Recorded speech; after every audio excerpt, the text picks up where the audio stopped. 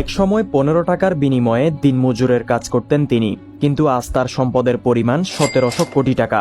কিভাবে এমন অসম্ভবকে সম্ভব করলেন? একজন সাধারণ দিনমজুর থেকে কিভাবে তিনি এত বিশাল সাফল্যের চূড়ায় পৌঁছালেন, জানলে চোখ কপালে উঠবে আপনারও।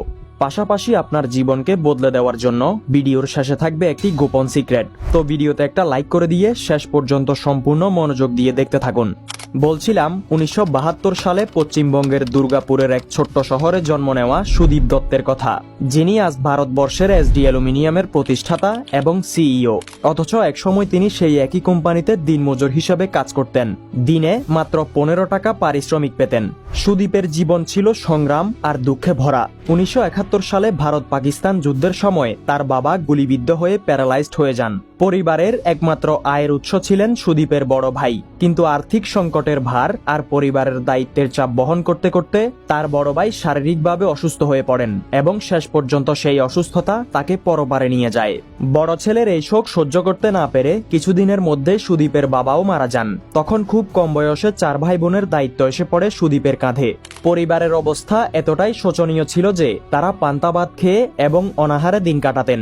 সুদীপের সামনে তখন দুটো পথ ছিল, পড়াশোনা ছেড়ে দিয়ে রিক্সা চালানো বা কোনো হোটেলে ওয়েটারের কাজ করা। কিন্তু তিনি এই দুটির কোনোটাই বেছে না নিয়ে নিজের ভেতরের শক্তি ও অমিতাভ বচ্চনের জীবন সংগ্রামের একটি গল্প থেকে অনুপ্রাণিত হয়ে স্বপ্নের শহর মুম্বাই যাওয়ার সিদ্ধান্ত নেন। সালটা ছিল তখন 1988। যে সিদ্ধান্ত সেই কাজ। পরদিনই তিনি মুম্বাই যাওয়ার জন্য টিকিট কেটে নেন। মুম্বাই পৌঁছে তিনি সারাদিন ধরে এদিক ওদিক ঘুরে কাজের আশায় ছুটতে থাকেন। কিন্তু প্রথমে কোথাও তেমন সুবিধা করতে পারেননি। তবে হাল ছেড়ে না দিয়ে তিনি আরো 2-3 দিন ধরে খোঁজ চালিয়ে যান। শেষ পর্যন্ত এসডি অ্যালুমিনিয়াম নামের একটি কোম্পানিতে মাত্র দৈনিক 15 টাকা মজুরিতে একটি কাজ খুঁজে পান। সেখানে তার কাজ ছিল প্যাকেজিং এবং লোডিং। তিনি সেখানে মন দিয়ে তার কাজ করতে লাগলেন। তার মতো আরো 20-25 জন শ্রমিকের সঙ্গে গাদাগাদি করে ছোট্ট একটি জায়গায় তাকে রাত কাটাতে হতো। কাজের পরিবেশও ছিল অত্যন্ত কঠিন। কিন্তু এই কঠোর পরিশ্রম এবং সংগ্রামের মধ্যে দিয়েই তিনি স্বপ্ন দেখতেন বড় কিছু করার। 2-3 বছর ধরে কঠোর পরিশ্রমের মধ্যে দিয়ে সুদীপ তার কাজ চালিয়ে যাচ্ছিলেন। কিন্তু 1992 সালে কোম্পানি এক বড় ধরনের ক্ষতির সম্মুখীন হয়।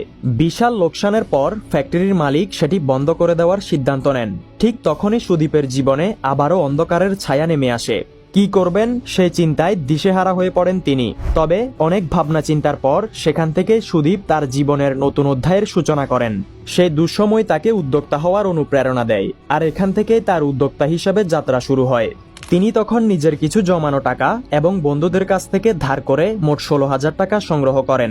তিনি যেই ফ্যাক্টরিতে 15 টাকা পারিশ্রমিকে দিনমজুরের কাজ করতেন, ফ্যাক্টরির মালিককে সেই 16,000 টাকার বিনিময়ে ফ্যাক্টরি কেনার প্রস্তাব দেন। যদিও 16,000 টাকা দিয়ে একটি ফ্যাক্টরি কেনা সম্ভব ছিল না, কিন্তু মালিকের বড় ধরনের ক্ষতির কারণে তিনি প্রস্তাবটি গ্রহণ করেন। তবে মালিক একটি শর্ত দেন। শর্তটা কিছুটা এমন ছিল যে আগামী 2 বছর ধরে যত লাভ হবে সবটুকুই তাকে দিতে হবে। সুদীপ এই শর্ত মেনে নেন।